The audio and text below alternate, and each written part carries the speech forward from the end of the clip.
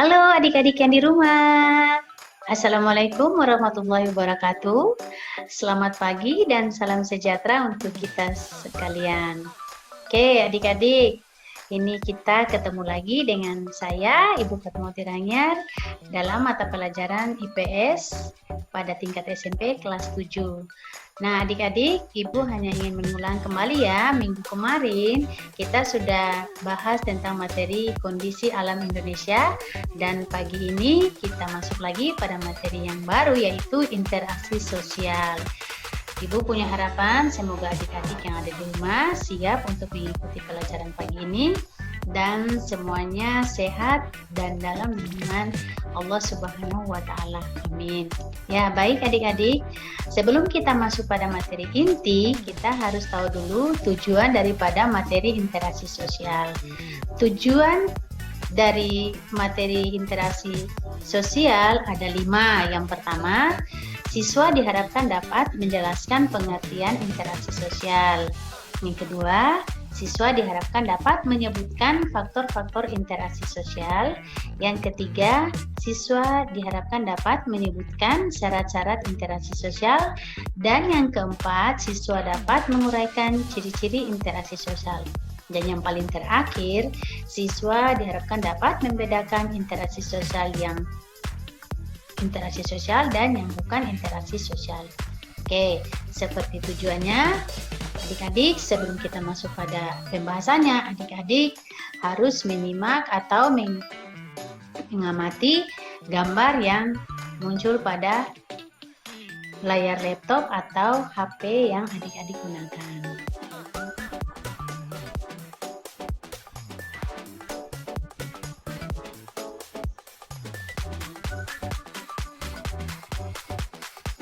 Ya, baik adik-adik.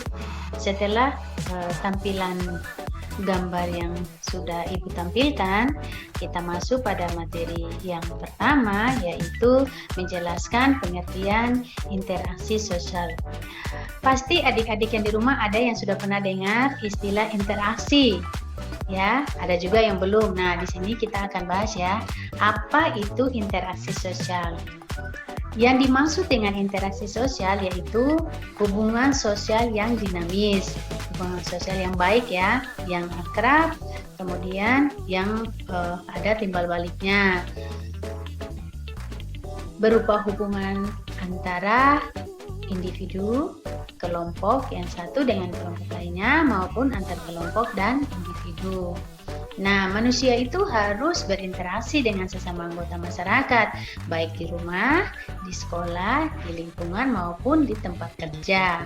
Kemudian, bertemunya seseorang dengan orang lain atau kelompok, itu juga bisa disebut dengan interaksi sosial. Mereka bekerja sama dan seterusnya untuk mencapai tujuan bersama. Kegiatan itu dapat dikatakan sebagai proses interaksi sosial. Adik-adik yang di rumah, terjadinya interaksi sosial itu pasti mempunyai faktor-faktor. Nah, faktor yang mempengaruhi ya adik-adik. Nah, faktor yang mempengaruhi terjadinya interaksi sosial itu ada 4. Faktor yang pertama yaitu faktor imitasi atau faktor menirukan. Yang kedua, faktor sugesti atau faktor yang pengaruh atau yang berpengaruh pada perilaku seseorang. Yang ketiga yaitu faktor identifikasi, yaitu keinginan untuk menjadi sama dengan orang lain. Yang keempat, faktor simpati. Nah, faktor simpati ini yaitu perasaan peduli atau perhatian pada seseorang atau pada orang lain. Nah, kita di sini akan membahas tentang faktor-faktor tersebut. Nah, faktor pertama yang kita bahas yaitu faktor imitasi. Faktor imitasi ini yaitu faktor menirukan atau merupakan proses seseorang mencontoh orang lain atau kelompok. Contohnya, seorang anak kecil, dia pasti bermain masak-masakan. Nah, kenapa anak-anak perempuan yang kecil-kecil biasanya main masak-masakan? Karena dia meniru atau mencontoh yang dilakukan oleh ibunya atau keluarga terdekatnya di dalam rumah. Nah, sama halnya juga misalkan ada seseorang yang sangat ngefans atau sangat mengidolakan satu artis atau seseorang artis, dia akan menirukan entah dari gaya berpakaian, potongan rambut, kemudian style yang dikeluarkan oleh artis yang dia idolakan, pasti dia akan meniru. Nah, itu yang disebut dengan faktor imitasi atau faktor menirukan.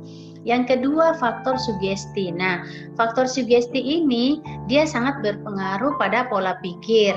Nah, atau yang tersimpan di dalam akalnya. Jadi, misalkan seperti ini. Ibu guru selalu menganggap bahwa dokter adalah orang yang bisa menyembuhkan orang sakit. Nah, jadi ketika ibu guru sakit, langkah pertama yang ibu ambil yaitu pergi ke dokter untuk memberikan kesehatan dan berpengaruh atau bersugesti bahwa dokter itu bisa menyembuhkan sakit ibu, padahal belum tentu dokter yang ibu datangi itu bisa menyembuhkan sakit yang ibu derita. Bisa saja ibu sembuh dengan cara menjaga pola makan, hidup teratur, dan berolahraga. Nah, itu faktor-faktor yang ibu sebutkan.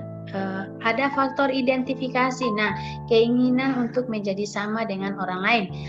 Faktor identifikasi ini dia hampir sama dengan faktor menirukan. Jadi kita ingin menjadi sama dengan orang lain. Jadi misalkan ada orang yang kita idolakan atau ada yang kita suka dari perilakunya, kita bisa mencontoh dia, ingin menjadikan dia sebagai panutan buat kita. Jadi hal-hal yang dilakukan yang nilainya positif itu kita tiru.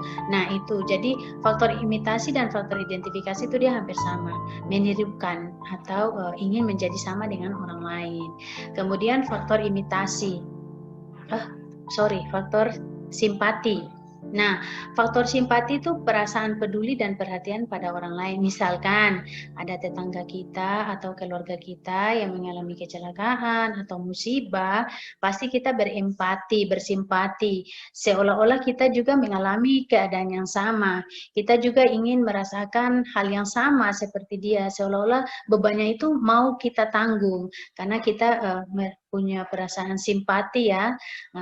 Misalkan juga kita bersimpati pada seseorang, pasti semua gerak-geriknya, kemudian apa yang dilakukannya, kemudian apa yang dia pikirkan, itu semua menjadi dorongan untuk kita untuk mengetahui. Nah, itu yang disebut dengan faktor simpati. Oke, adik-adik ya, itu saja. Kemudian untuk terjadinya interaksi sosial juga memiliki syarat-syarat. Nah, syarat yang pertama, kontak sosial atau komunikasi. Nah, kontak sosial yang dimaksudkan biasanya secara langsung atau tanpa hubungan fisik, misalkan kontak secara langsung atau fisik. Nah, saya berjanjian bertemu sama orang lain. Nah, kita bertemu dan melakukan komunikasi atau berbicara, itu disebut dengan interaksi kontak secara langsung. Tetapi kalau misalkan saya punya teman atau keluarga dari tolan yang jauh, saya tetap bisa melakukan interaksi melalui apa? Yang pertama surat, karena kalau di surat itu saya bisa menulis apa yang menjadi gundah atau apa keinginan saya, atau adik-adik yang lain barangkali tinggal di tempat kampungan kemudian tidak punya HP yang bisa dilakukan, yaitu dengan cara menulis surat. Di surat itu pasti kan ada balasan. Nah, balasan surat itu yang akan disebut dengan interaksi tidak langsung tadi, tetapi interaksinya tetap ya connect antara apa yang kita inginkan yang timbal balik, tetapi memang kita tidak tatap muka atau tidak ketemu secara langsung. Nah, sekarang ini yang paling kita semua rasakan, surat menyurat sudah berkurang ya, tetapi sekarang melalui telepon, SMS, video call, kemudian WhatsApp. Nah, itu alat-alat komunikasi yang bisa kita pakai untuk berinteraksi dengan orang-orang yang ada di sekitar kita. Kemudian interaksi ini juga mempunyai ciri-ciri adik-adik. Ciri-ciri yang pertama, jumlah pelakunya lebih dari 1 orang. Nah, jadi kalau misalkan ibu sendiri lalu melakukan interaksi itu tidak bisa, karena ibu harus punya orang lain atau ada orang lain yang harus ibu ajak untuk komunikasi dan terjadinya interaksi tadi. Kalau hanya ibu sendiri atau adik-adik sendiri seorang untuk melakukan interaksi itu tidak bisa ya, karena interaksi itu harus terjadi umpan balik lebih daripada satu orang. Kemudian yang berikutnya itu berlangsung secara timbal balik ya. Berlangsung secara timbal balik di sini maksudnya misalkan ibu bertanya, adik-adik harus menjawab. Nah, misalkan juga adik-adik tersesat di jalan, adik-adik pasti bertanya alamat, kemudian bertanya jalur ke sini hingga sampai di tujuan itu di mana. Nah, pada orang yang adik-adik tanya itu mereka pasti akan menjawab. Nah, disitulah yang disebut dengan timbal balik dan terjadinya interaksi atau komunikasi tadi. Nah, yang ketiga adanya komunikasi antara pelaku dengan menggunakan simbol-simbol yang disepakati. Nah, adik-adik simbol-simbol di sini, misalkan warna juga bisa menjadi simbol atau alat untuk berinteraksi. Gambar juga bisa menjadi simbol yang dipakai untuk berinteraksi. Jadi adik-adik di sini yang berkomunikasi atau berinteraksi itu bukan hanya orang yang normal ya, mohon maaf, misalkan orang bisu juga bisa melakukan interaksi dengan orang lain dengan cara dia menggunakan bahasa isyarat, kemudian memperlihatkan warna yang dia pilih dengan menunjuk satu warna atau beberapa warna. Itu secara tidak langsung kita juga melakukan interaksi ya dengan orang yang tersebut. Kemudian interaksi ini mempunyai ciri-ciri yaitu adanya suatu tujuan. Ya, kalau kita berinteraksi dengan orang lain pasti kita ingin memiliki tujuan. Misalkan pertanyaan pasti kita berharap orang menjawab. Nah, dari menjawab itulah kita bisa menemukan tujuan apa yang tadi kita tanyakan itu. Sama halnya dengan di sini materi yang ibu sampaikan, ibu mempunyai tujuan. Tujuannya apa? Memberikan materi untuk adik-adik bisa punya pemahaman tentang interaksi sosial dan punya harapan juga untuk adik-adik yang belum paham dan yang ingin menjelaskan ulang atau ibu menjawab pertanyaan-pertanyaan yang belum dimengerti. Ibu silakan melalui kontak ibu yang ibu sudah kasih, atau bisa saja adik-adik bertanya tentang materi ini di grup WhatsApp kita atau di pesan pribadi. Ibu siap untuk menjawab. Nah, jadi sampai sini saja materi interaksi sosial. Sebelum kita akhiri, kita masuk pada sesi evaluasi.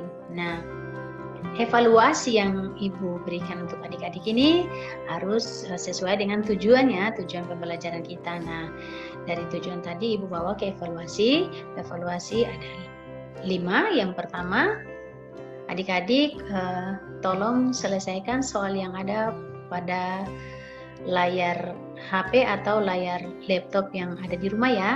Nah, ibu bacakan soal yang pertama yaitu apa yang dimaksud dengan interaksi sosial. Yang kedua, sebutkan faktor-faktor interaksi sosial. Yang ketiga, sebutkan syarat-syarat terjadinya interaksi sosial. Yang keempat, sebutkan ciri-ciri interaksi sosial. Yang kelima, perhatikan pernyataan berikut ini. Seorang anak laki-laki memperhatikan seorang gadis. Pernyataan manakah yang menuju interaksi sosial?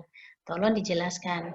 Untuk adik-adik, ibu mohon untuk kalian bisa menjawab pertanyaan ini via WhatsApp. Nanti setelah ini ibu akan men-share lagi materi yang ibu sampaikan tadi di grup WhatsApp kita, dan kalau ada yang belum dimengerti silakan bertanya. Ibu insya Allah siap menjawab pertanyaan-pertanyaan dari adik. Ya, materi kita hari ini sampai di sini dulu. Sekian dan terima kasih. Wassalamualaikum.